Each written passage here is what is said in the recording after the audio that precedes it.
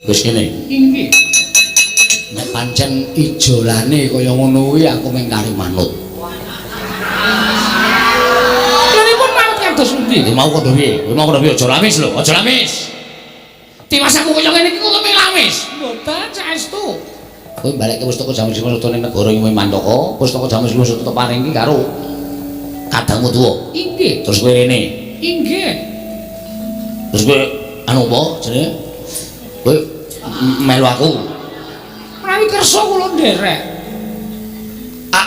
Aduh. Anu apa? Kowe tenan apa piye? Estu Pak, tobat to, Pak.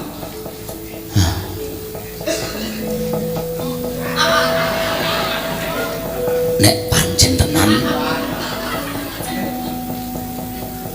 aku ya ora bakal iso nolak. Tobat kene ya ora iso ora mau dadak muring-muring. Mau ora ning kono. Nek nganti aku ora bongok-bongok muring-muring aku dikira aku kok aku sagung muni Baladewa ki wong tangguh ora bakal kena pengasihan. Ora bakal iso kena jaya kawijayan pengasihan. Nata Mandura ki ora bakal kena nggodha. Kene ya padha wae. Ning perkara kowe sing ora iso moper marang mubal babal ing karepson. Lho nyatane wis tak kuat-kuatke kok meso. Saya suwe, saya luluh hatiku Werkudara. Wah, carane piye? Aja dingetke raine. Aji pengasihan ki metu saka mata. Matane aja dimatke. Apa-apane aja disawang kanthi cara mengkono. Ora bakal kena godha. Aja disawang raine. Aja disawang pasuryane. Ora bakal tuwa marang Werkudara. Aduh yo. Wah, ngece. Wong ki aku wis ngomong ki to. Kowe gedang apa pakel, omong gampang lakoni angel. Piye? Wah, pancen edan. Wong wedok kok iso kaya ngono. Kaya ngono piye, Werkudara? Ora apa-apa. Kaya ngono piye aku tak takon. Kaya ngono piye? Kaya ngono. Wah, ana daya sing marai aku kudu nyawang. Lah kuwi jenenge atimu durung tangguh. Atimu durung tanggon. Aja disawang. Aja disawang matane. Matamu. Ngece.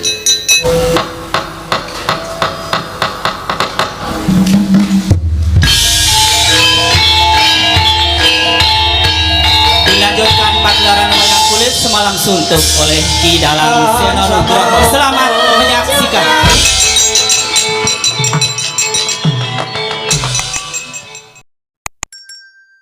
Para ngaturaken pasegan panakrami kunjuk sandhang pada paduka Kanjeng Kaka Prabu. Jimat sembang kula Kaka Prabu pengayoman kula ing Dwaraka. Ya jagat maestro karo wayah betul jagat. Nunggih Yayi. Sakalangkung bobong raos sing manahipun ing Karaka Indrawati dupi kula tampi timbalanipun paduka Yai Prabu Darma Kusuma. Asong pambaginipun Yai sampun kula tampi akarya bombong raos sing manah. Namung keparenga kula ngaturaken pudya pangastawanipun ing Karaka kunjuk ngersa paduka Yai Prabu kadang kula ing Amarta Yai Prabu Darma Kusuma. Kula pun dicundhaka panglingga murda. Amawahana kabagyaning gesang kula Kaka Prabu mboten langkung kaskecakno anggen jengandika lenggah. Kawula nok-nok nggih Yayi. Sampun mboten kirang prayogi pisawanipun ing Karaka Indrawati dinten sakmangke menika Yayi. Sumawana Kaka Prabu Mandura. Katuran karaharjan tedhak paduka wonten Praja Ngamarta Kaka Prabu Baladewa. Jagat wasisaning Bathara Wayatur jagat Padhe Indra Jaladewaku. Iya Yayi. Tansah pinanginganing kawidadan niring sambikala sawanipun ing Karaka ing Mandura. Mangga widodо sowan kula niskala. Namung keparenga kula ngaturaken salam taklimipun ing Karaka ing Mandura kunjuk ngersa paduka Yayi Aji kadang kula ing Amarta. Yai Prabu Puntadewa. Koko Prabu kula cancang pucaking weni dumawaing wijang. Rumekerting Werdaya sasta ndadosaken cahya nur cahya daging raka juwanan. Mboten langkung kasekecakno anggen sing ngandika lenggah Koko Prabu. Yai Prabu ngamarta sampun boten kirang prayogi. Pisuwanipun ngroko ing Mandura. Wonten ing Datul ya projeng ngamarta dinten sak mangke menika Yai.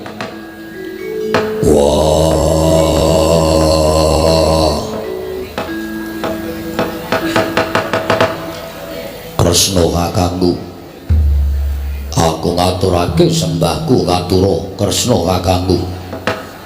Ora Kudara. Ya. Dimas kadangipun Kakang Yayi Werkudara. Yen to siadi ngaturke sembah kawan pun Kakang, akeh piranganing para nayaka Punggawa munggah Yayi Prabu Darma Kusuma ngaturke sembah kawan pun Kakang tak tampa kanthi lega-legawaning ati. Nanging lamun siadi ngaturke sembah kawan pun Kakang aja lara atimu ya Dimas. Lamun sembahing siadi ora ndak tampa. Apa sebabe ora? Apa pancen aku nandhang luput? Apa pancen aku nandhang kleru? Yen pancen aku nandhang luput, aku nandhang kleru. Klerune nggono apa? Luputku nggo nendi? Marangake paringa dawuh. Aku mbok paringi pidana, ora bakal selak. Werkudara aja kaduk ati kadron penampa. Yektine sira Nyai ora nandhang luput lawan pun Kakang. Nanging kok rada beda wae.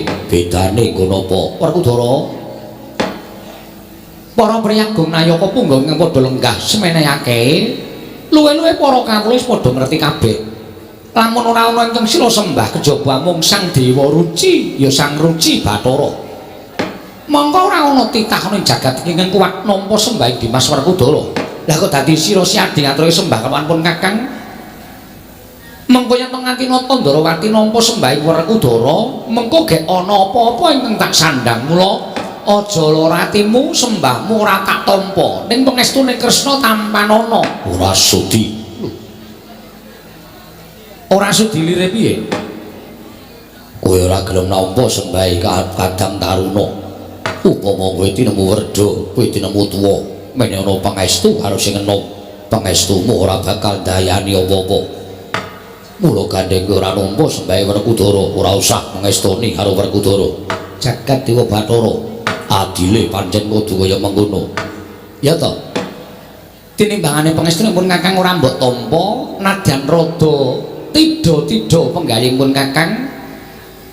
Rada ragu-ragu rasaku sembahmu tak tampa Werkudara, ning pangestunipun Kakang tampanana. Weneh ngono kapan-kapan tak jupuke. Kose to. Pangestu kok kapan-kapan dijupuk iki karepe piye? Wah, kowe nampa sembahe Werkudara kanthi rasa tida-tida atimu. Mula pangestumu tak tampa ya apik, ora ya ora apa-apa. Wis rasa datang kopian Gunung Berkesna. Pendak-pendak Werkudara ngaturke sembah, mesti tok gawe perceka kaya mengkono. Mengko malah kriwikan dadi grojogan geguyon dadi tangisan. Tampanana kanthi lega-legawaning ati. Werkudara, nggih. Sembahmu tak tampa kanthi lahir batin, pangestuku tampanana. Ndak gegem dadekake jimat. Bule kakangku aku ngaturke bekti.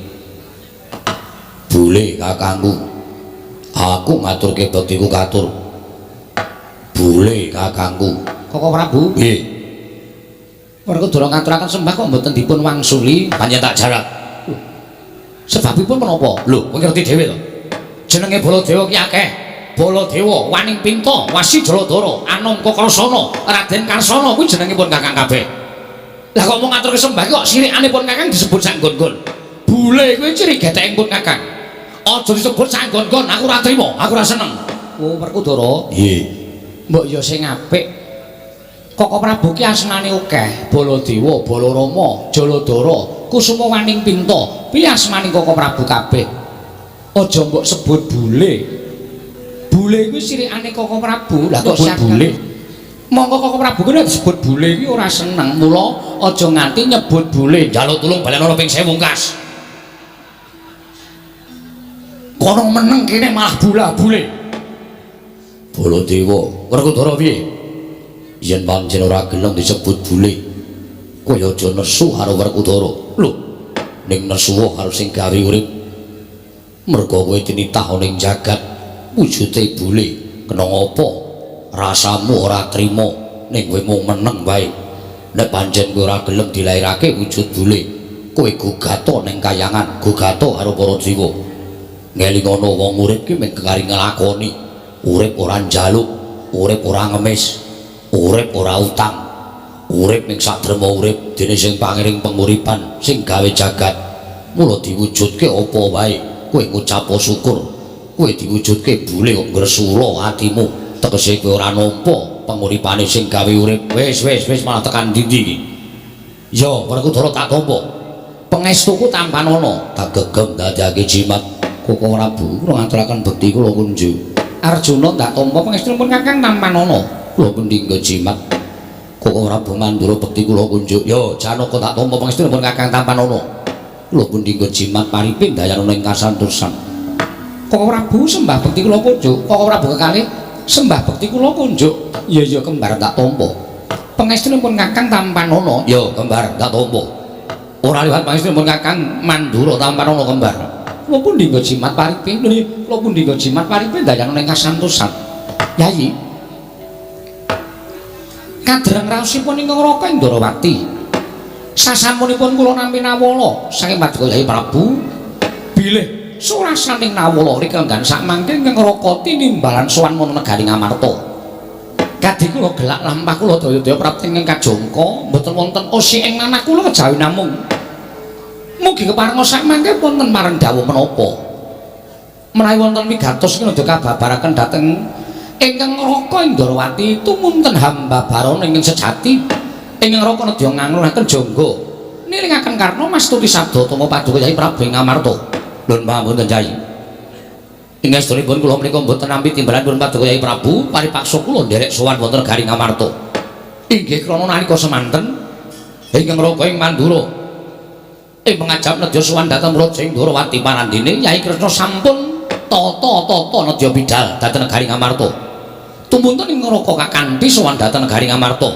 Babar pisan sinambi-nambani dateng ana ing raos ing Raka ing Mandura ampan sampun sawetawis wekdal kula mboten sowan wonten garing Amarta malah sak mangke menawi dipun parengaken wonten menapa Yayi dene paduka kula Taruna Indrawati Yayi Prabu Kresna kepareng mbabarana ingkang sejati ingkang Raka ing Mandura nedya ngangluhaken jangga niringaken karna mastuti sabda tama paduka Yayi Prabu ing Amarta Yayi Prabu Darma Kusuma Prabu sewu-sewu kapatanipun ingkang rayi tadah wadana dene kula wantun hamboyongi dhateng rawuh paduka Kanjeng Koko Prabu Indrawati ing rikelenggan sak mangke lan mugi andadosna ing kawuningan bilih sejatosipun anggen kula ngempalaken sangganing para sepuh ngempalaken sangganing para kadang estining manah menika boten saking pikajengan kula piyambak namung dapur minangka wakilipun kadang kula ing Jodipatipun Werkudara lho namung dapur wakilipun kadang kula pun Werkudara inggih kasinggihan mengaten Werkudara nggih ming arep matur para sepuh kok dadak wakil karo kadangmu tuwa ki sirmu piye wah aja nganti kleru ngelingi Werkudara kuwi wong kasar wong dosa wong kau yen nganti kleru nggonku matur marang para sepuh monggo mundhak ngisini-sini mula kabeh penjangkaku mau bakal tak aturake lumantar pengendikaning bareng kakangku ngono Dimas ya salajengipun ngados pundi Yayi Koko Prabu ngemuti bilih sawetawis negaring pringgondane menika mboten wonten ingkang nyepeng bawat peperintahan saguguripun Prabu Arimba dubugi sepriki negaring pringgondane menika gutang tegesipun dereng wonten alindra ingkang lenggah dampar nalika semanten aturipun kadang kula pun Nyai Arimbi bilih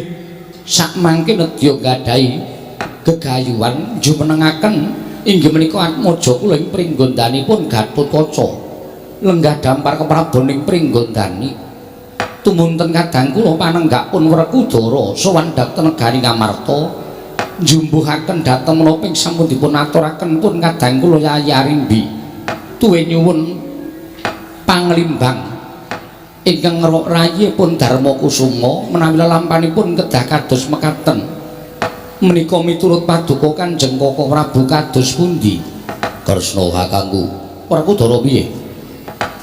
Ngelingi yen to negara Pringgondani wis sawetara wektu ora ana ingkang ngasta bawat pemerintahan. Kowe weruh dhewe. Kawula Pringgondani ngibarate kaya dene sapi ingkang ilang suwe. Padha pating slebar ora karu-karuan.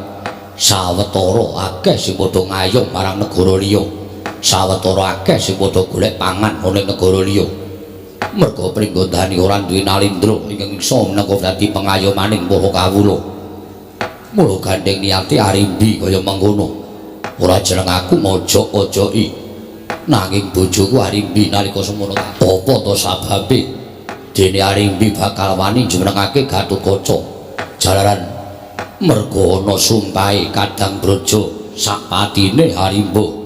Ya kuwi Braja Denta lan Braja Musti ingkang ora bakal ngucik kemrabaning Pringgondani. Tumuli dimasrahake Prabawasisaning Praja marang Harimbi. Mula kang sangka kuwi tak pikir-pikir, tak gelar lan tak gulung apa sing dadi niati Harimbi mau pancen wis bener kanggo nyelametake negara Pringgondani. Aja nganti rusak merga ora ana nalindra ingkang ngesuwi marang praja ing Pringgondani. Mula tumuli bojoku Harimbi bakal jumenengake si Gatotkaca. Nanging aku ora bakal keri tetarenan karo para sepuh. Mula Kresna kakangku tak aturi tindak mrene. Ingkang wigati ora ketang sekelimah paringa dawuh karo Werkudara. Mungguh penemumu piye? Apa pancen wis bener? Apa pancen kleru nggonku bakal njenengake Gatotkaca marang negara ing Pringgondani? Kresna kakangku. Koko Prabu sumangga kula aturi paring dawuh. Menggah kados pundi pepanggih paduka Kanjeng Koko Prabu? Wila jagat Dewa Bathara jagat Maestunggal. Yai. Mboten ketan namung sekelimah mangke kula badhe munjuk atur sopat Yai Prabu. Namung atur kula ingkang badhe kula aturaken dhateng Paduka Yai Prabu menika kebak ing panglimbang tuwin pamitang sabab kula menika sampun sepuh, sampun kinten kula menika mangke sembrono anggenipun badhe paring pemanggih dhateng kadang kula pun Werkudara. Kula semanggaken dhateng Paduka Kanjeng Koko Prabu, Koko Prabu Mandura. Nggih. Sadèrèngipun ingkang rayi munjuk atur sanipun kadang kula Yai Prabu Darmakusuma. Menapa wonten pemanggih saking Paduka Kanjeng Koko Prabu? Ya, Yen penemunipun Kakang kabeh mau mung tinemu becik. Leripun becik kados pundi? bener Yai. Yen suwijining negara kuwi ora ana pengayoman, suwijining negara ora ana nalindrane. Siji, pernataning hukum bakal luntur. Kapracayaning kawula marang kedaton utawa projeng Pringgondani suwening suwe bakal ora percaya, suwening suwene bakal luntur lan ora percaya meneh marang adeking projeng Pringgondani. Mula aja nganti cures kedatoning Pringgondani. Monggo Pringgondani biyen kuwi negara ingkang agung, negara ingkang ageng ingkang diasta dening Sawarga Prabu Tremboko. Sakstruting Prabu Tremboko diasta dening Prabu Harimba. Kuwi mujudake negara ingkang gedhe. Yen nganti seprene ora ana nalindra ingkang ngasta bawat peperintah negara ing Pringgondani, ora ana nalindra ingkang nyekel kendho kencenging pernatan amis baji ning projeng Pringgondani. Kuwatiringipun Kakang yen saya suwe Pringgondani bakal rubuh, tegese ilang musna mung kari jeneng. Apa ora jenenge maneman? Koko Prabu mengkaten. Ya. Mula saka penemuku iga pertile Harimbi ingkang kaya mengkono mau bener. Apa ingkang diaturake Werkudara taren lawan sepuh para sepuh mau ya wis bener. Tegese ora awake Werkudara dhewe, nanging Werkudara golek bener ingkang sejati. Kasinggihan Koko Prabu. Ya, Kresna. Yayi, kula wonten tinimbrani ngadhawuh Koko Prabu. Jumbuh klamana sampun dipun aturaken Koko Prabu Mandura. Bilih menapa ing dados niatipun ngadhang kula Yayi Harimbi menika tumrap ingkang Raka Indrawati menika sae. Tumrap ingkang Raka Indrawati menika sae. Nanging wonten pamitang. Wonten pamitang ingkang sampun ngantos katilar setunggal. Jumenenganipun Gatotkaca menika mangke kedah wonten pasarujukanipun para kadang-kadang braja tuwin paman-pamanipun turasing Prabu Tremboko menika langkung sae.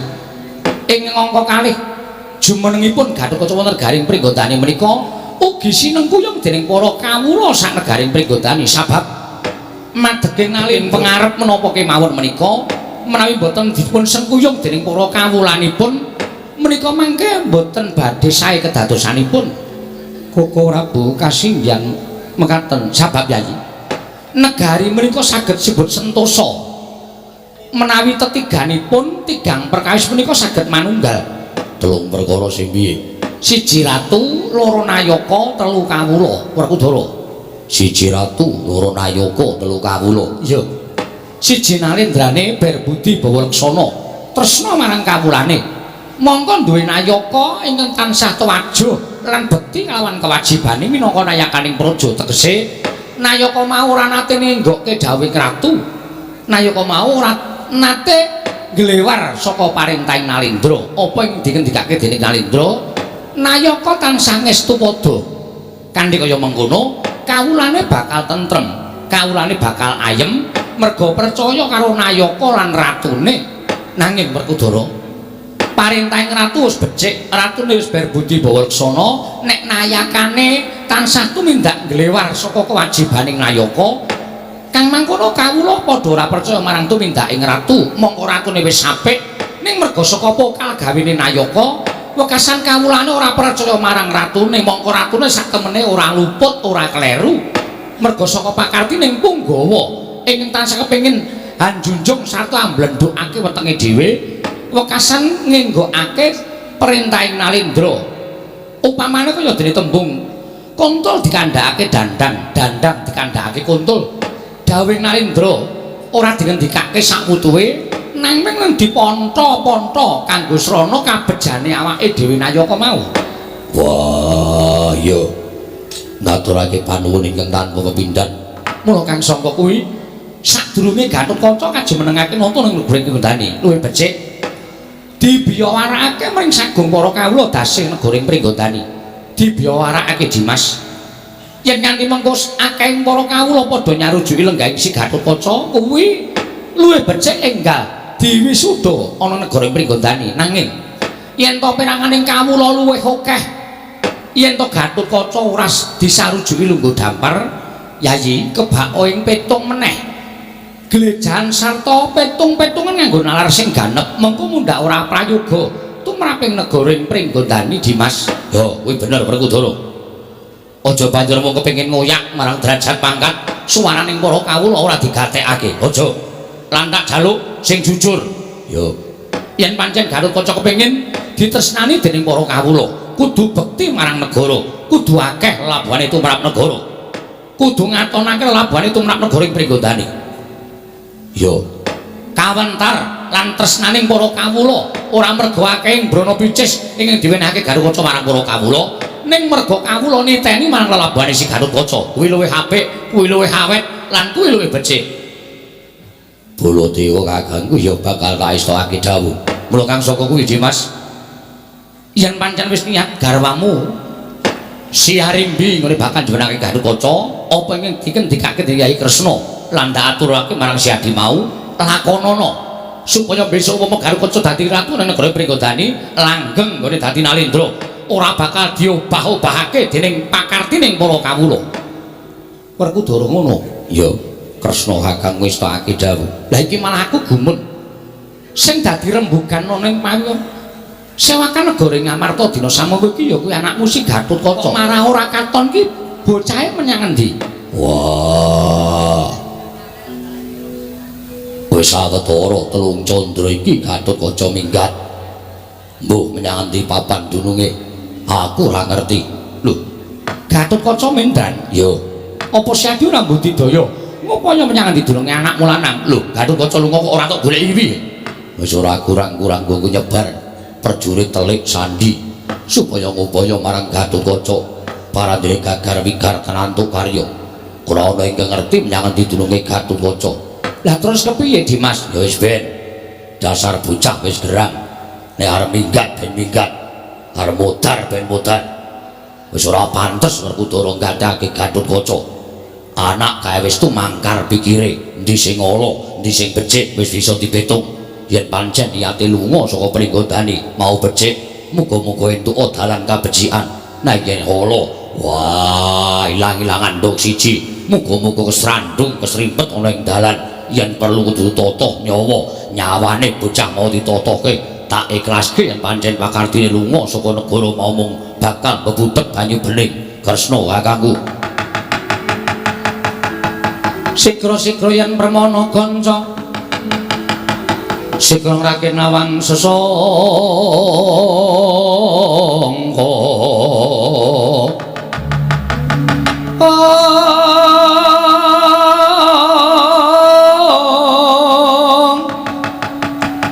nalin trombak marwa sing sang katriku ngulung katriku ngulung mangrempak ing wadya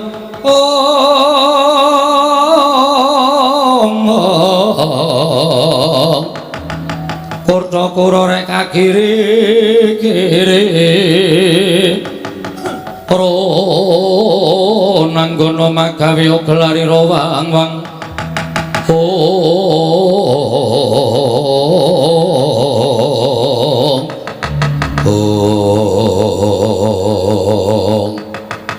tidak madani Pasewakan negari Ngamarta sami midhangetaken pangandhanipun Nata Mandura Nata Ndrawati tuwin Raden Werkudara satemah karya legek madani Pasewakan tidhem jroning Pasewakan negari Ngamarta sakatahing para kawula datan mobah datan musik sami midhangetaken pangandhanipun para priyagung ing sami lenggah wonten ing Datulaya kasaru geger njaba Pak ngasuntaming mrika kaya sebaran bonamu apa to kang dadi darunane ora rumatang rangke Gajah Mada Cakewantilan kejawi wonten satunggiling wanita putri ingkang mantun miyak kang samya semewa minggah Datulaya nyerpepek pindha sata matarangan dereng ngantos dangu anggen kula nampi sabda utama paduka Kanjeng Koko Prabu saha midhangetaken pangandika paduka menika teka wonten satunggiling wanita ingkang minggah madyaning Datulaya nitik busananipun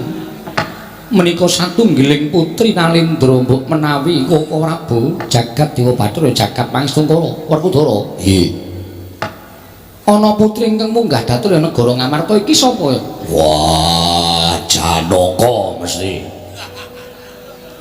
lho kok kok njur Janaka mesti piye wis bola-bali aku ketekan wong wedok mesti Janaka sing gawe perkara Janaka sing gawe perkara malah iki munggah ning Datulaya apa ora jeneng mirang-mirangke karo wong tuwek-tuwek mirang-mirangke karo wong gerang-gerang Jlamra wonten dawuh ayo tanggung jawab Koko Prabu kula mboten gadahi niat menapa-menapa lan mboten tumbrak menapa-menapa kosek to aja to sengene si Arjuna wong nyatane Janaka ki ora ngopo-ngopo estu mboten menapa-menapa nanging menawi dipun paringi palilah kula inggih sendika mandel ora wah ngrenek wong wadon matane mesti melirik Kakang Mas inggih Kakang Mas inggih mbuh rumangsaku kowe iki ya ngono to Janaka mbok ya kowe iki saya tuwa saya tuwa iki saya menek ngono kurang apa jaman nom-nom lamu biyen nggih tasih kirang kathah wis sakarepmu ora belek karo kowe ya banget kowe tekan iki ya banget kok ora bune kok njur kaya gemes ngono lho ya aku iki mangkel karo Janaka biyen kowe tak kandhani to nek Sembadra biyen ki aja nganti entuk dipek karo Janaka nyatane kowe ngayal saiki Sembadra ketoke saya kuru grantes mikir sing lanang bendak-bendak sing lanang lunga bendak-bendak Janaka lunga bali mesti nggawa wong wedok bali mesti nggawa wong wedok mongko kaya ngono adimu Sembadra ki ya meneng wae ora nate kok gugat karo sing lanang ki ora nate menika malah langkung prayogi to kok Prabu timbang gegasah pikir gegasah manah alu wong kendel kemawon meneng ning gawa penyakit inggih Koko Prabu katuran lenggah ingkang langkung prayogi kula badhe dangu dhateng satunggiling wanudya menika kula semanggaken Yayi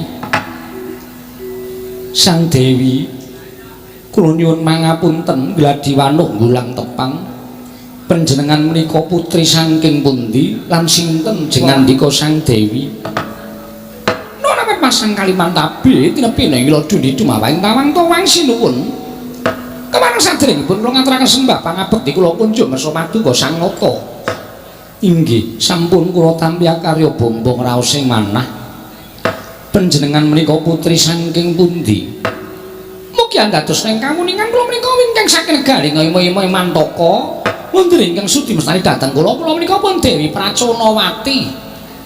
Dewi Praconawati inggih kasinggihan mekaten kadang nata ing Mantaka Prabu Praconadewa. Kadang nata ing Mantaka Prabu Praconadewa kasinggihan mekaten. Menapa leres panjenengan menika ingkang jejuluk Prabu Puntadewa? Inggih boten wonten kalih kula ingkang namipun Prabu Puntadewa tobat ngaten boten geseng nggih kula sowan ngapi anggone sowan Gusti Prabu Darma Kusuma malah samangke bombong raos sing manah kula dene kula sampun kelampahan sowan kersanipun sinuwun Prabu Puntadewa ing negari Ngamarta mriki diwaji inggih Dewi Praconawati kasengcak wanggen jengan dika lenggah sampun boten kirang prayogi kula nuwun sewu ingkang gagah pideksa wonten wingking panjenengan menika aku kadange taruna Prabu Puntadewa jenengku Werkudara tobat Raden Werkudara ingkang kondhang karo kengret kajana priya sedaya sami ngandha dhateng kasudebyan paduka sedaya sami raosi dhateng kaseten paduka paduka Senopati kepinunjul ing apa-apa mbrojol ing akerep yo matur nuwun dawa sami-sami Raden dawa sami-sami kula nuwun preksa kula menika kepengin sanget nyumurupi dhateng inggih menika nggih sami ngundhangaken ingkang nami Raden Janaka menika ing pundi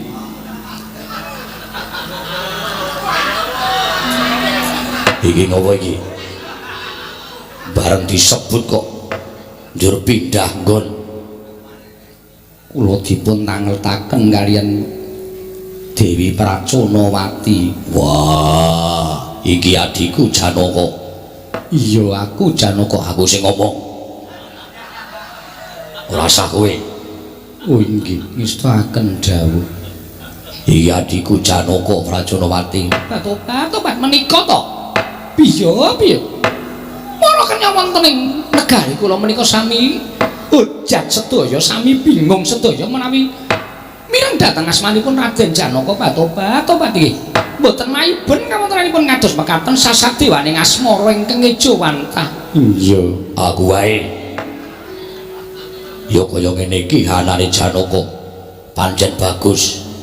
Pancen ya kaya ngene. Ning kowe ngerti ya. Kaya aja pisan-pisan seneng karo Janaka. Janaka bojone pirang-pirang. Ora usah kowe seneng. Tepung wae.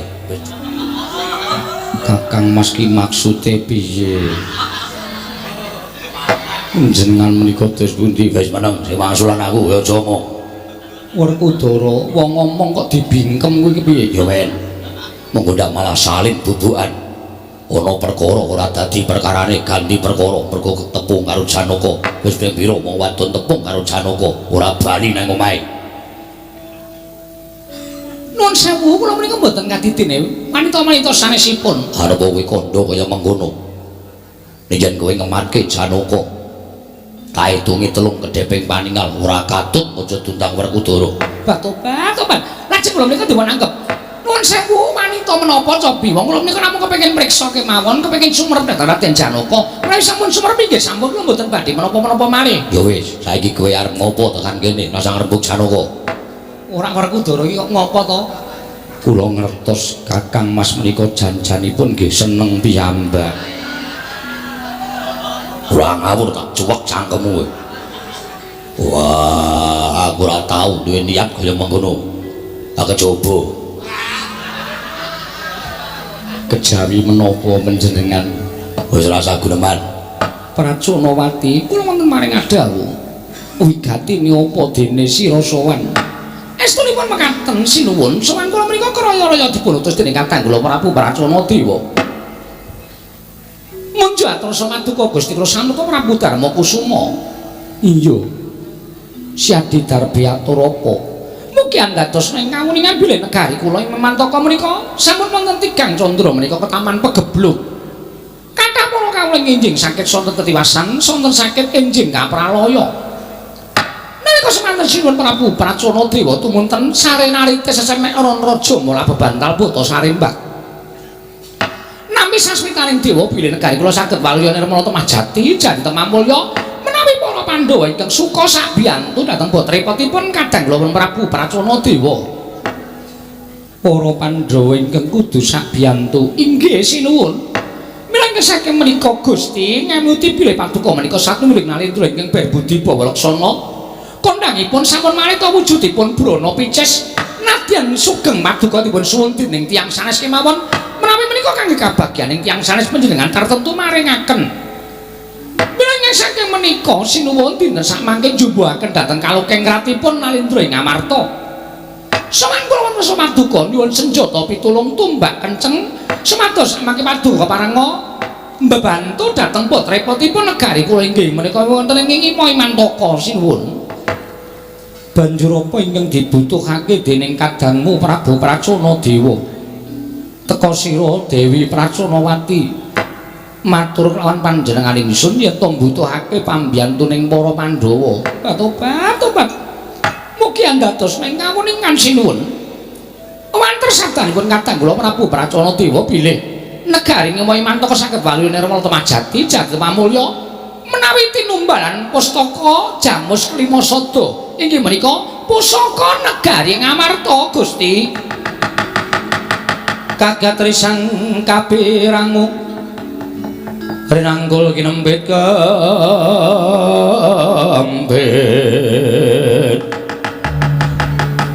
dosang reknaning bawana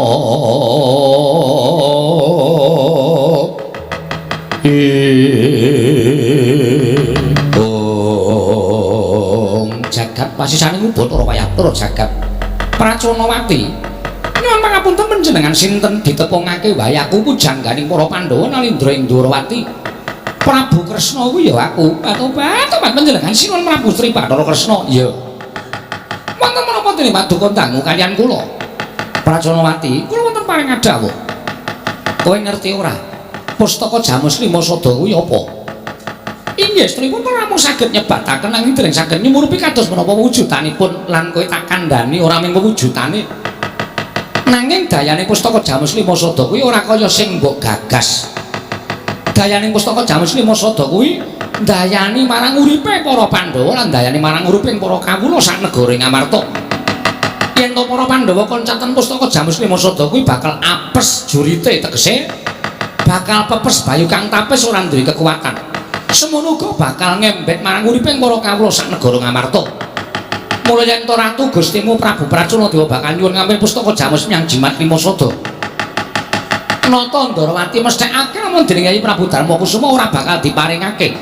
Merga yen to negara Ngamarta koncatan pustaka Jamus Klimasada, tan murunga negara Ngamarta uga bakal rusak bubrah slangkrah ora karo-karuan. Pracanawati.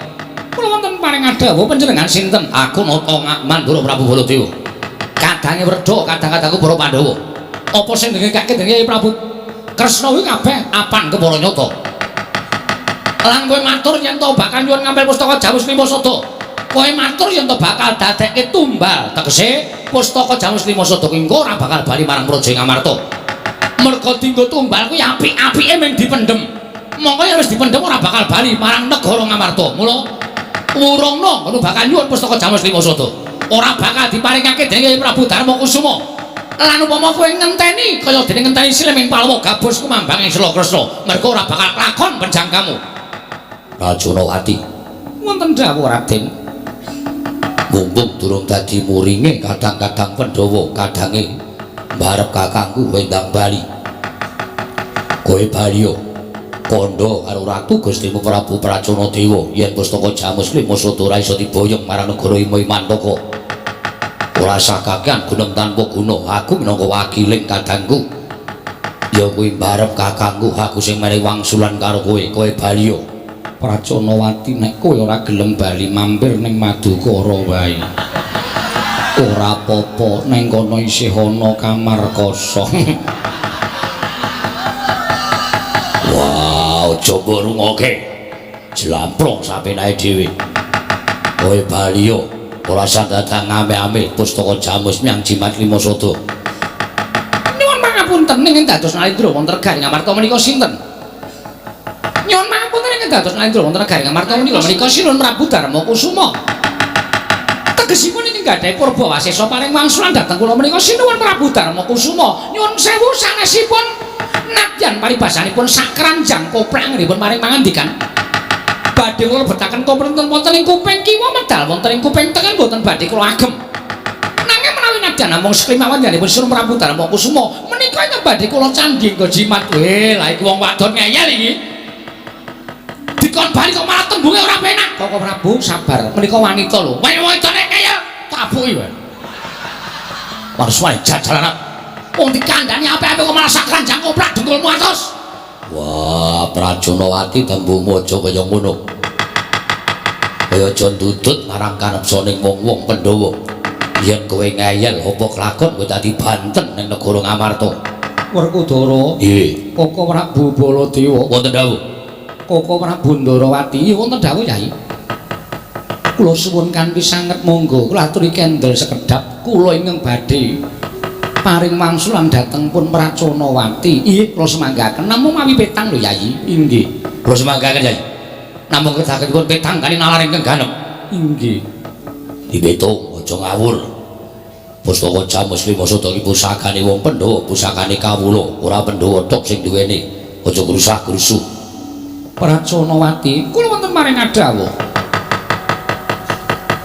ngelingi lamun panjenengan ingsun ora maringake pusaka bakal saya akeh nyawa ingkang dadi korban kawula ingkang dadi korban koncatan nyawa ana ing praja Nimai Mantaka upama ta klakon kaya mengkono sepira dosaning Prabu Darma Kusuma mula gandeng negaramu bisa waluya nirmala temajati jantemah mulya merga saka pustaka Jamus Lima Sada nadyan Pandhawa kudu dadi korban ora dadi ngopo nanging pustaka Jamus Lima Sada ndak paringake marang kowe boyongan marang praja Nimai Mantaka Praconawati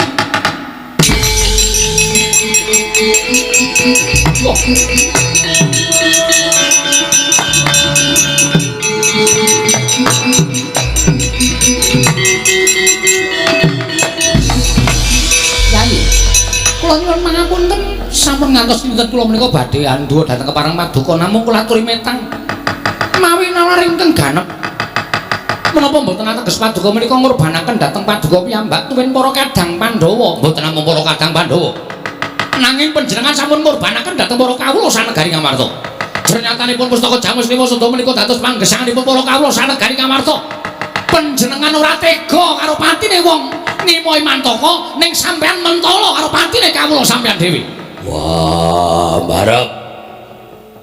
Aja waton ngawur-gawar ngawur. Monggo kowe dicawuh sak negara Ngamarta. Ratu sing ora iso menehi pengayoman. Kowe pusakane wong Ngamarta kok penehake karo wong kono-kono. Koko Prabu, wonten dawuh. Koko Prabu Baladewa wonten dawuh. Werkudara. Nggih. Menapa Koko Prabu tasih ngakeni bilih kula menika nalindra ing Ngamarta. Inggih tasih Koko Prabu Baladewa tasih pitados kula menika nalindra Ngamarta tasih Werkudara isih percaya aku ki kadang tuwa. Nggih. Menawi tasih monggo kula aturi mendel sedayanipun. Kula nalindra Ngamarta ingkang badhe paring dawuh dhateng pun Praconawati. Nuwun sewu Yai, kula badhe kendel. Namung kula aturi metong dhateng aturipun ing Raka Indrawati. Nggih, kula badhe kendel. Ning kedahipun Kyai Prabu metang dhateng menapa ing sampun kelampah menika kala wau mangke badhe damel citrakanipun para kawula. Aku gelem meneng. Ning Puntadewa ya kudu mikir kawulamu negara Ngamarta. Werkudara ora sambok kon aku wis iso mikir. Apa panguwasamu luwih pinter tinimbangane Puntadewa? Apa rumangsamu kowe luwih pinter tinimbangane Darma Kusuma, luwih wasis tinimbangane Puntadewa? Nek pancen kowe luwih wasis, kene dadi ratu. Aku tak mudhun saka dampar. Wah, Kresna piye? Wis meneng. Lah iki meneng. Kendel. Wah. Koko Prabu wonten dawuh. Tinimbanganipun tiyang sanes ingkang dados korban kula sampun ikhlas luwung Pandhawa ingkang dados korban menawi pendhawanipun boten ning nek kawulane ya kesempyok marang rekasaning para Pandhawa tegese menawi kawula menika mangke kecaman pustaka Jamus Lima Sada bebrayanipun para kawula risak agengipun negari Ngamarta ketaman pegebluk menika kados pundi? Ngamarta menika kawula kula tartemtu sampun kertos dhateng wewatekanipun Darma Kusuma. Lan sak mangke tentu ngertos menawi ingkang kula tindakaken menika badhe ambirat pinten-pinten nyawa ingkang dados kurban wonten ing Imai Mantaka. Mila bab menika boten menapa-menapa. Ngaten Yai. Nggih. Nggih, istakaken dawuh. Monggo. Monggo menawi dipun paringaken monggo. Kula mboten badhe andha keparing paduka Yai Prabu Kose Kresna. Nek iki nek dinewek maneh iki kok iki kepiye kahanane Koko Prabu Kendel? Meneng piye? Kendel sampun mangke dirembun rembak kalian kula. Oh ngono. Inggih. Wah, Kresna. Aja kaya ngono kandhanono barep kakangku. Wis kowe menengo. Menengo dhisik. Yo. Mengko ana wektu siadi sak pejagong karo pun Kakang Koko Prabu badhe menapa? Badhe ngrebat pustaka saking tanganipun Praconawati. Ngaten menapa mboten? Ingkang matur ngaten sinten? Koko Prabu ngajak sak pejagong Werkudara kan Koko Prabu Mandura. Mesti bakal ngrebut pustaka Jamus Kimasada saking tanganipun Praconawati menawi sampun kula paringaken. Mboten kula mboten badhe ngrebat. Panguwaos sawetahipun wonten Paduka Yai Prabu Darma Kusuma. Kula menika nggadahi panguwaos menapa? Kula menika namung dayoh Natandharati menika namung tamu. Kula ora duwe wenang apa-apa. Lah kok wantun kula wantun duwa dhateng keparingipun Malendra Ngamarta menika mangke kula dosa. Ayo to Werkudara. Iya. Nek awake dhewe wani karo Yai Prabu Darma Kusuma ora padha karo dosa to? Dosa gede. Kok Prabu ngertos mboten? Iya, aku wis tanggap aku. Kok malah gumujeng menika mesti do arep ngapusi Puntadewa. Mboten Yai. Mboten. Mangke Gampil monggo kula trimaringaken. Praconawati wonten dawuh pustaka Jamus Kimasada gage tampanana. Napa nisnaken dawuh la trimaringaken lan kula ngaturaken panuwun ing tanpa pepindhan. Paduka angugem dhateng ngumandhang ing asma Sinuwun Prabu Darma Kusuma. Kon kok ngoyake karepe piye? Wah. Musruk wae. Ngawur. Melayu selopku sing dienggo. Ora krasa nek kegeden. Ae Janaka kene kaya ngono karo krasa gedhe apa cilik. Wis waton bablas pokoke. Inggih Koko Prabu lah. Iki piye Kresna iki kudu perkara sing enteng. Koko Prabu mangke dipun rembak wonten ing Jawi. Yo. Werkudara. Nggih. Dirembuk ning jaba. Wis to ki dawuh. Koko Prabu sampun rebat pustaka Jamus Kimasada. Mboten badhe ngrebak. Nanging kula badhe ngrembak. Perkawisipun Dimas Werkudara ngenipun jumenengaken Garukaca sakmangke wonten Garing Pringgondani. Yo, kuwi sing arep tak rembug. Aja kegeden rumangsa arep tok wenehke wenehno. Arep tok gondeli-gondelono sing dadi ratu kowe. Kowe duwe panguwasa sakwutuhe. Panguwasa tunggal ing negara Ngamarta, wenang jenenge bol kabeh lelakon. Lakonana. Wah. Nek wis ora gelem nampa penempune adi-adine, sesuk nek rasa sok takon werna-werna. Nek wis tok wenehke niki aja tok getuni, nek ana apa-apa dilakoni dhewe. Dumek dadi ratu. Terus apa-apa karepe dhewe. Ngerti yo biyen Wonomarta ora tak babati. Ora dadi negara kaya ngene.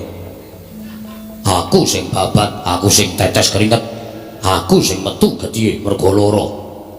Sing lenggah barep aku ikhlas lahir batin disekseni sing gawe jagat. Ning boyo mbok ajene penemune adi-adimu, mbok ajene penemune kadang-kadangmu. Ora rumangsa dadi ratu, bener dhewe, adil dhewe. Ora ana menungsa sing adil mung kuwi sing gawe urip. Adile menungsa becik-becik adile menungsa yen nampa penemune wong liya, yen ora nampa penemune wong liya arep tok anggap adil tumrap awakmu dhewe, ning ora adil tumrap bebrayan. Terus Dimas unek-unekno pun Kakang ora apa. Udara wis Yai, wis. Wah, jengkel aku. Iya, aku ngerti. Ning wis aja tok teruske. Mengko ndak malah ora prayoga. Wah, Werkudara wis. Wis. Ratu sing kaya ngene iku ora patut ditiruat, ora patut ditiru. Gunane apa para nayaka? Gunane apa para punggawa? Hanane punggawa karo nayaka lan kadang-kadang kuwi dijak tarenan yen ana perkara sing gedhe ling rampunge carane piye. Ora mutuske sawijining perkara ming anut karo benere dhewe. Kowe galingan tau mejang aku. Bener kuwi ana telung perkara, benere dhewe, bener bebrayan, bener sejati. Benere dhewe bener tumrap kowe, ora bener tumrap wong liya. Bener bebrayan kuwi wah gingsil. Saiki iya sesuk ora, saiki ora sesuk iso-iso ya. Benering sejati kuwi bener sing gawe urip. Mula lembugan apa-apa digoleki bener sejati, ora benere dhewe. Wah, jengkel. Aduh yo. Nuwun sewu lho, Kang Mas, kok kula dipun kethak. Wah, arep njoto sembarep rawane. Wis. Kowe nek muni-muni kaya ngene iki atiku kedodok tandane. Wah, ya kaya ngono kuwi lho. Rukuning Pandhawa kaya ngono kuwi. Nek neng sing kleru ora tuwa ora enom dikandhani. Sing tuwa sing kleru sing enom ngandhani. Yen sing enom sing kleru sing tuwa nuturi. Kuwi apike kaya ngono kuwi lho asa karo nangis. Ora kula aku nek wong nangis terus melu nangis. Iya. Dimas. Oh. Ya pun Kakang aku salah, pun Kakang ngaku luput ning barang wis kebacut arep kepiye. Wong yen ngaku luput, wong ngaku salah, monggo wis nglakoni, monggo wis kebacut. Kuwi ning jagat iki tunggal akeh. Nek yen durung kelakon gelem metung kuwi arang-arang wong sing gelem nglakoni. Yen wis kelakon lagi tumuli aku salah, yen wis kelakon lagi tumuli aku salah. Kuwi ngendi-endi jagatan. Wah, sesuk meneh nek tumindak nganggo dipetung sik ora wantun grusah-grusu. Yen ngono pustaka Jamus Klima Sada jaluken Yayi. Lah, ra tenan. Ora urung ya ming kongkon. Ora urung ya mongkon jaluk. Sing arep jaluk Janaka, wis ben Janaka sing jaluk. Kadangingku panengah Arjuna wis budal. Wis, kaenggo ora ming pustaka Jamus Klima Sada sing bali ning Amarta. Prajanawati engko mesti bali ning Amarta. Ora bakal bali ning negarane. Sebabe apa? Ora usah takon. Kowe ora ngerti watake Janaka. Wah, monggo anggere kowe krungu gending gubuk asmara. Janaka mesti ning kono ungkak-ungkek ora karo-karuan. Dimas Werkudara ngendikamu Mbaja Sembrata Prabu wonten dawuh. Kula nyuwun wangsulipun pustaka Jamus nggih. Mangke kula ing Bathing Budidaya. Koko Prabu Baladewa kula suwun. Nggih. Menawi sampun ngono kados mekaten mangke kula ing Bathing Budidaya. Kembar wonten timbalan. Budana kang padha seba ingsun kundur ngedaton. Kawula nom ngestaken dawuh nyuwun pamit madhal pasiran sing ati-ati aja kaya bocah cilik. Dimas kadhahipun Kakang Yayi Kembar padha perkawis napa kula tak takon. Kowe nandhakake kesemono aku pengen njaluk utawa kepengin nyuwun ngambil pustaka Jamus Myang Jimat Klima Sada. Ing satemene men kinarya pawadan. Satemene aku diutus dening Kanjeng Bapa Prabu Pracana Dewa supaya nyuwun ngambil pustaka Jamus Myang Jimat Klima Sada. Wigatine mong bakal malesku dituwuh lara wirang. Nggih. Kanthi aku entuk-entuk negara ketawan pegebluk. Jarine Ratu Ngamarta kuwi ratu ingkang berbudi balaksana.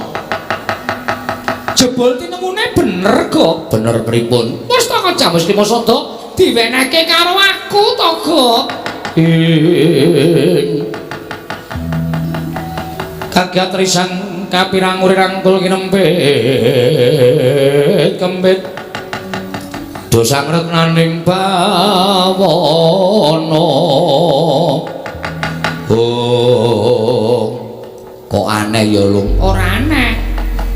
Merga Gusti Ayu Pracana Dewi kuwi le utawa le sowan kuwi pas piye? Pas dianakake pas Sewakan Agung. Heeh. Mula sinuwun Prabu Darma Kusuma ora bakal nyelaki kalawan apa kang dadi pambeganing Nata Ngamarta. Lah iya. Nata Ngamarta kuwi nalindra ingkang berbudi bawalaksana apa sing disuwun kinarya sarana waluyaning wong kang urip ning jagat mesti bakal diparingake kok. Lah iya. Mula Gusti Prabu Pracanawati tumuli nyuwun ngambil pustaka Jamus Klima Sada ora lumantar sapa-sapa nanging langsung marang Gustimu Prabu Puntadewa mula ora nek diparingake. Nanging togo sadurunge Sinuwun Prabu Puntadewa maringake pustaka Jamus Lima Sada marang aku akeh para nalindra, akeh para satria ingkang padha mambengi. Nanging kabeh padha wedi marang panjenengan Sinuwun Prabu Darma Kusuma. Tumuli sawise aku nampa pustaka Jamus Lima Sada, agahan aku klepat mlayu saka ing Datulaya. Wigatine aja nganti dioyak-oyak dening wong-wong sing ora sarujuk yen pustaka Jamus Lima Sada tak gawa marang negara ing Mantaka kok. Nek ngoten saking daratul kula saniki mboten sah kesuwen enggal kundur mawon wonten negari Mantaka. Mengke nek nganti wonten sing bujung karo sampeyan, sing ngoyak karo sampeyan, malah krimikan dadi grojokan, geguyon dadi tangisan. Awi kundur mawon. Mboten sekesuwen teng negara Ngamarta ndak malah mengke pustaka Jamus Lima Sada ora iso bali teng negara Mantaka. Mboten iso mangsuhanke ingkang Raka Prabu Pracuna Dewa. Kondur sak menika Pracunawati. Tobat menika sinten? Aku Arjuna. Apa sira Dewi Pracunawati wis lali marang aku? Nalika pitepung ana ing jroning Datulaya. Lho, ngandel ora? Wis disusul Raden Janaka. Wah, wis cetha bertekuk lutut iki, Kang. Bertekuk lutut piye? Wis ta deleken. Wong wedok ngendi wis sing ora pasrah bongkoan karo Raden Janaka. Iki ya uga Raden Pracunawati iki mesti ming jatuh dalam pelukan Raden Arjuna. Mbok menawa. Nuwun sewu Raden, rawuh niki badhe menapa? Aku mung bakal ngoyak marang Dewi Pracunawati. Wigatosipun ingkang saperlu aku nyuwun bali pustaka Jamus Miang Jimat Lima Sada. Ing menapa paduka nyuwun wangsul pustaka Jamus Jimat Lima Sada? Nadyan Koko Prabu maringake nanging Janaka ora bakal maringake. Mula kang sangka kuwi mbok balekke apa ora? Yen ora mbok balekke aja takon dosa Janaka mentala karo Dewi Pracunawati. Nadyan kowe wong wadon nang aku ora wegah bakal nyirnake marang kowe Dewi Pracunawati. Tobat panjenengan mapunten. Gandeng Sinuwun ngawarta sampun maringaken pusaka menika dhateng kula. Sinten kemawon ingkang badhe mundhut wangsul mboten saged tetep kula badhe kekahi. Apa kowe ora wedi karo Janaka? Nyuwun mapunten najan kula menika wanodya. Ning kula menika nggadahi kaprawiran. Mengsah sinten kemawon kula mboten badhe ajrih. Pracunawati wonten dawuh. Tak eman pisan jiki kuwi aja dadak netangi marang kamurkaning Janaka. Mbok wenehake apa ora? Ora mbok wenehake sepira kekuwatane wong wadon bebasan kribetan nyamping kepanjangan rikmu. Kowe tak rangket dadi pesakitan ning negara Ngamarta. Tobat. Nek panjenengan saged ngrangket kula monggo kula aturi ngrangket. Ning nadyan to tekaning pati kula mboten badhe ngunturaken pustaka Jamus Lima Sada menika badhe kula boyong wonten negari Mantaka Raden Janaka. Wangkot wangkal atimu ora kena dikrenah sarana becik. Yen ngono Janaka ora bakal ngeman karo Pracunawati. Mangsa kala tak sirnake kowe marang kamahiraning Bathara Yama Dipati Pracunawati.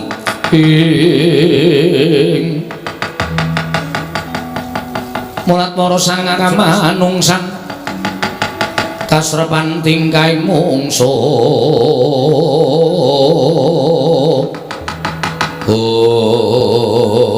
Kocap kacarita nalika semanten wis datang saged endha Dewi Pracunawati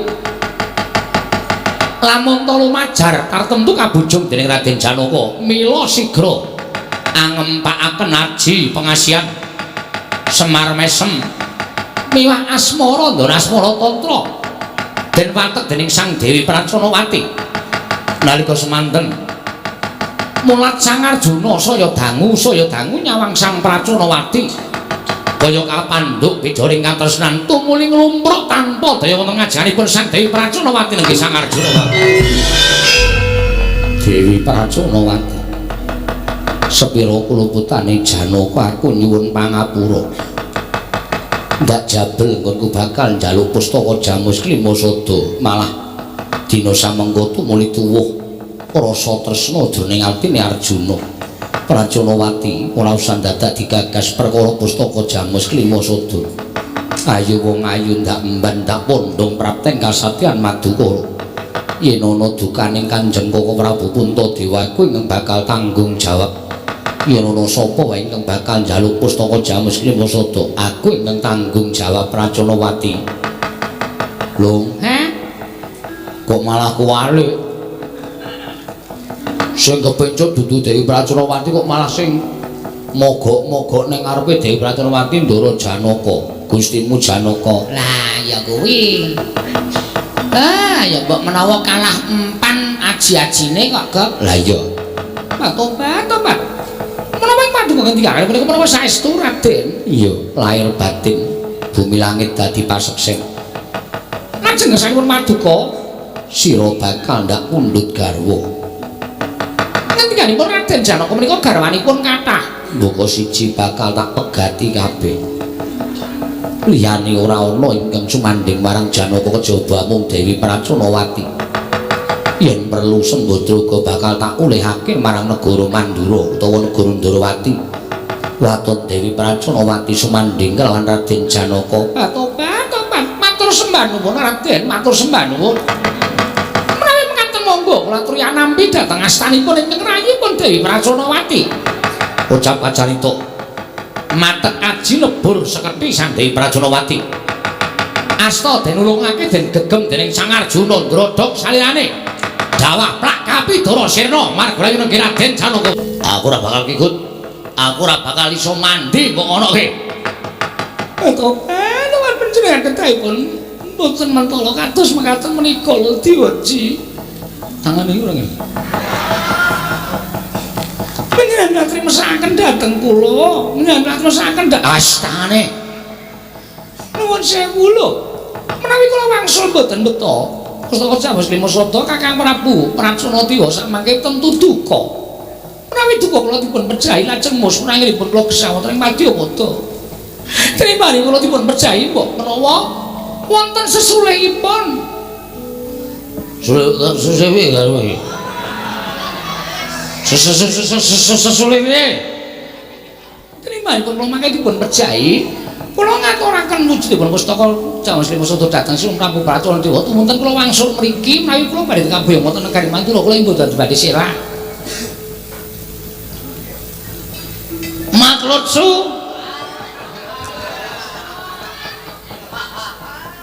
menawi kedah dipun lintoni Pracanawati kula sagah ngladosi Prabu Baladewa.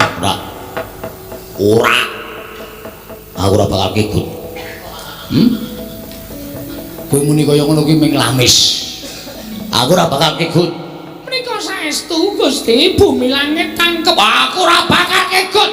Menika saestu bumi langit tangkep Tenane. Tobat. Estu lahir batin.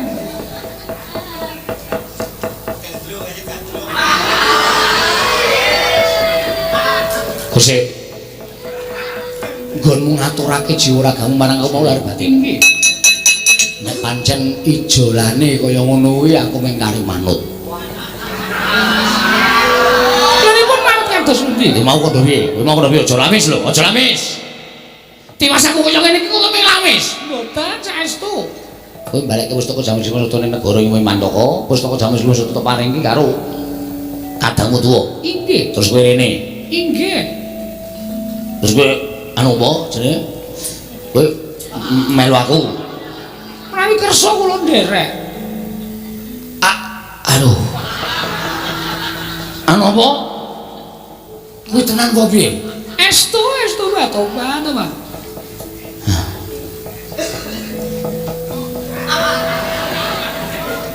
Nek pancen tenan aku ya ora bakal iso nolak. Tobat gene ora iso ora mau dadak muring-muring. Mau ora ning kono.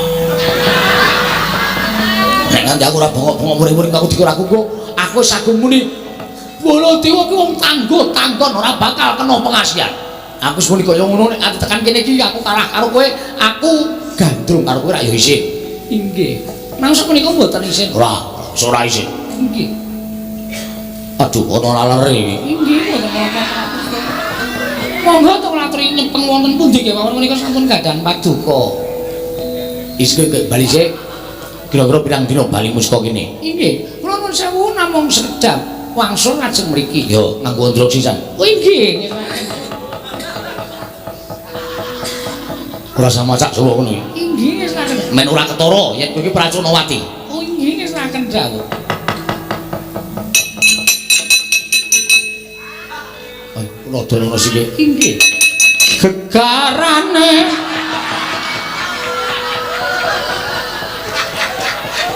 mboten sanget nika ngaten menika mangke bengok-bengok ora malakonanan kok. Jen. Elok ten. Delok astamu. Inggih menika. Tangan kok lumer kaya santen. Haluse ora jamak kaya ngene. Tangane Rawati wae kalah. Tangane Rawati kan blegak-blegak ra karuan. Sampe buka londre malah ngumbahi saben dina tangane blegak-blegak ora karo-karuan. Ucap kacarita cinepeng astaning Sang Dewi Pracona. Aku weruh. Hak tonton saka kadohan. Saya adoh. Doting glenik. Jarine ratu tangguh. Ratu ora gampang kena godho. Ratu ora gampang kena pengasihan. Wah, cangkeme. Aja ngono kowe iki dulurmu tuwa. Ya men, jengkel. Prandik punor. Kaya ngono kok senengane ngunek-unekke adine lanang kok ora Bu. Piye Janaka Dipun gesangaken. Kula badhe sumurup kados pundi kawontenanipun Koko Prabu Mandura. Iya Janaka, tak ungkulane sekaro Jaya Prabu. Piye? Lenggah sik. Arep koyak mungsuh. Sadoya. Aku ki arep koyak mungsuh. Ora sadoya lungguh ora lungguh tak jeblokke kowe. Ya. Ngopo Kresna? Pancen nata Mandura ki nata sing tak ora bakal iso kena jaya kawijayan pengasihan. Nata Mandura ki ora bakal kena nggodha. Kene yo padha wae. Terus pundi rak malah diece karo adine lanang to? Wah, edian pancen yo mandi pengasihane. Wah, ora perkara le mandi pengasihane. Ning perkara kowe sing ora iso moper marang mubal babaling karepson. Lho nyatane wis tak kuat-kuat kok meso. Saya suwe, saya luluh atiku Werkudara. Wah, carane piye? Aja dingetke raine. Haji pengasihan ki metu saka mata. Matane aja dimatke. Apa-apane aja disawang kanthi cara mengkono. Ora bakal kena godha. Wah, wis gedang awuh pakel. Apa omong gampang lakoni angel. Sawangen aku sing bisa ngejur-jur awake berat. Wah, Praconawati. Kula wonten dawuh Raden. Menika Raden Werkudara. Iya. Badhe menapa? Jaluk pustaka Jamus Lima Sada. Tobat apa teman lho, jagongan kok ora nyawang ki lho ya jenenge ora penak. Wah. Panjenengan nika dos pundi to Raden? Kersanipun badhe menapa? Jaluk pustaka Jamus Lima Sada. Ayo nembung sing apik-apik, nyawang sing becik. Menapa ngaten menika sipatipun satriya Ngamarta, mboten purun nyawang dhateng kula. Tobat. Wong sak jagat iki pengen nyawang karo Praconawati lho kok. Eman temen Raden Werkudara moh nyawang pasuryaning Praconawati ki apa rupaku elek banget napa piye?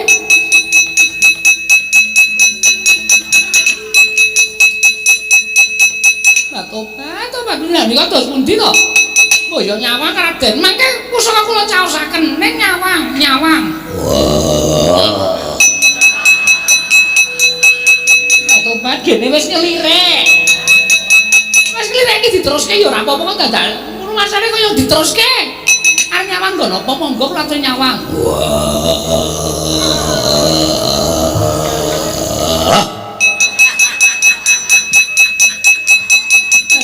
Tobat. Terus pundi Raden? Praconawati. Wonten dawuh. Aku arep tekan kene njaluk pustaka Jamus Miang Jimat Lima Soto. Lho aduh arep kok ndangak kaya ngono lho. Lha iki mboten prayogi to? Ayo, weneno. Weneno. Lah tobat, menapa iki dipun caosaken menapa? Ingin dipun caosaken menapa? Ayo. Awak kada apa ya? Nang ngendikanipun boten cetha. Ngendikanipun boten cetha. Dipun maringaken menapa Raden? Dipun caosaken menapa? Wah, pustaka Jamus Lima Soto. Napa? Pustaka Jamus Lima Soto. Kok sakniki badhe nyuwun prisa? Oh. Pustaka welen kula milih pundi? Raden. Pustaka Jamus Lima Soto kalian kula milih pundi? Pustaka Jamus Lima Soto ra iso dikapa-kapake. Sani minggu buntel. Nek kowe ra iso dikapa-kapake. Mantep ya iso. Berarti maring dawuh sing cetha to nek dawuh iki sing cetha ora milih dhewe kan ya. Sing cetha milih kula napa Pustaka Jamus Lima Soto? Milih kula napa Jamus Lima Soto? Wah, milih kowe. Wah, Lah rak ngaten Mbak Tobat. Mboten ngenten babar pisan menika nadyan brewoke jenggote kepaning baguse jamak-jamak. Menawi dipun sama menika kaya sanggiwang rembulan pasuryane biyo-biyo mencorong.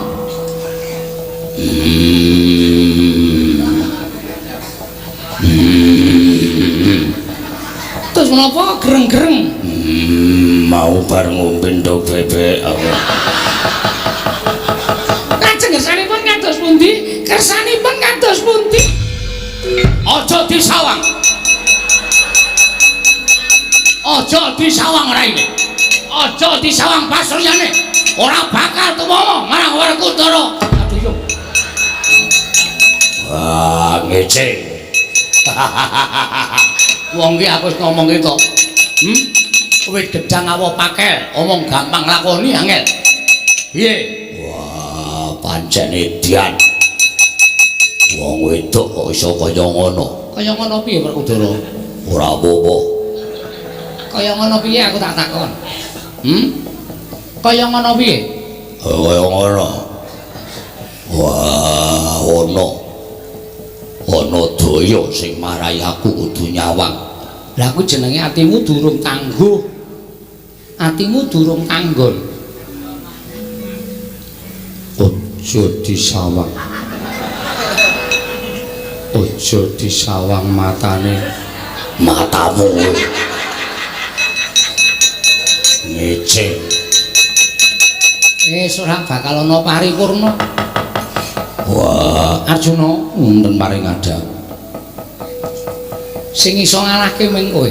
Nggih. Kowe iki wong lanang tenan.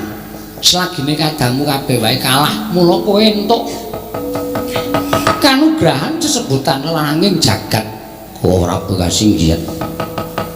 Lah yen nganti pengasihane iki Percanawati iso menang karo pengasihane Janaka kuwi apa Janaka kuwi dudu langing jagat. Widodari wae nglumpruk ning pangkonmu. Widodari wae akeh sing wis kasembadan mbok garwa. Lah kok mung kalah karo wanita talar sabrang. Lah mbok yo dimake aji-ajimu Lepat tanpa tali woro. Wis tambah duluripe meneh. kok tambah duluripe meneh piye? Janaka nek tok dawuhi kaya ngono kae senenge ra jamak-jamak. Lan ora ana sing iso ngalahke Janaka yen bab pengasihan. Tontonan dilo meneh wong wadon wis runtungan karo Janaka. Werkudara. Nggih. Sing wigati pustaka Jamus Lima Sada aja nganti ilang. Yo. Perkara Pracanawati mung arep dadi apa kuwi kewajibane Janaka. Butuhe nek lakon penjangkamu ngrebut pustaka Jamus Lima Sada to. Yo. Wis ngono wae ora usah dadak kok kan gunung. Wah, yo. Yen aku ora perkara kuwi, ning kowe sing duweni perkara. Adimu wedok dimaru meneh. Ora apa-apa wis bek. Wis ora apa-apa nyatane Sembadra ya atine ya kuat kukuh bakuh kaya ngono. Kresna, Wonten paringan. ayo ditonton. Kaya ngapa Janaka ngelokake? Mriko Raden Janaka. Nggih, Gusti Ayu. Bapak. Kaya menapa panjenengan tumuli ngginakaken tata krama kaliyan kula? Panjenengan menika Kadang Nalindra. Tur dasaripun Nalindra tlatah sabrang. Mila ajrih dedusan menawi kula ngantos boten nggadahi tata kramilan Gusti Ayu Dewi Praconawati. Patobat. Ing atasipun putri Sulistya ing warni bebasan jagat menika tanpa timbang. Teka kula wantun nungkak krama kaliyan panjenengan. Lajeng Janaka menika sanes mujudaken satriya. Sinenggu kula menika jejaring satriya ingkang boten nggadahi tata krami mila Gusti Ayu. Dinten sakmangke kepareng boten kepareng kula badhe munjuk atur dhateng ngersanipun Gusti Ayu Dewi Praconawati. Gandeng panjenengan sampun kepareng Idra Pustaka Jamus Nyang Jimat kelima sada. Duh Gusti Ayu sesembahanipun para kakung kepareng sakmangke maringaken Pustaka Jamus Nyang Jimat kelima sada dhateng ing abdipun Arjuna. Kula badhe nampi kanthi lega-legawaning manah kula. Malah sakmangke mboten namung Pustaka Jimas kelima sada. Nadyan paduka Gusti Ayu sakmangke keparenga kula dherekaken prapta wonten ing kasatyan Madukara. Kinarya pepasreh ning Taman Negari Madukara inggih kasatyan ing Madukara. Sareng kaliyan sekar-sekar ingkang sampun ambabararum ing mapan wonten ing kasatyan Madukara Gusti Ayu. Tobat. Nuwun sewu Raden, persasat kadhiji nyocok ing Badra Lungit manah kula. Sareng kula tawi mangandika Paduka Raden tumuli wonten raos mulung sabet ing manah kula menawi Pustaka Jamus Lima Sada menika kula piye wonten negari Kempe Mantaka. Kados mundhira lampanipun para kawula negari Ngamarta ing kecalan Pustaka Jamus Nyang Jimat Lima Sada. Monggo Raden kula aturi nampi pusaka. Namung sampun ngantos namung pusaka kewala nadyan jiwaraga kula aturaken jenengan. Ora nganti jam-jaman Praconawati wis digandeng karo adimu lanang. Wah, edian tenan kok Janaka iki. Wah, apa ya kae? Sing marai kaya ngono arep njaluk. Wah. Arep aku ngopo? Ora tak aku ngopo-ngopo. Ora leman iki wis tuwek. Kuwi ngopo ngono ngantemi wae ora. Kowe iki ya kalah karo Praconawati, aku ya kalah kok dadak ece-ecenan.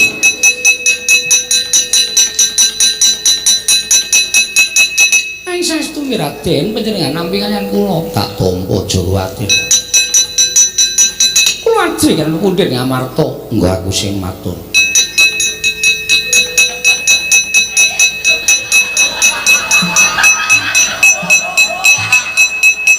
Hei, le mlaku digleleng-glelenge kae. Wah, muga-muga putung boyoke. Lho. Kuwi dongamu kok elek iki. Wen. Wah, Janaka ora tau gelem leren. Sapenake dhewe Werkudara. Piye? Mong kari piye carane goleki anakmu?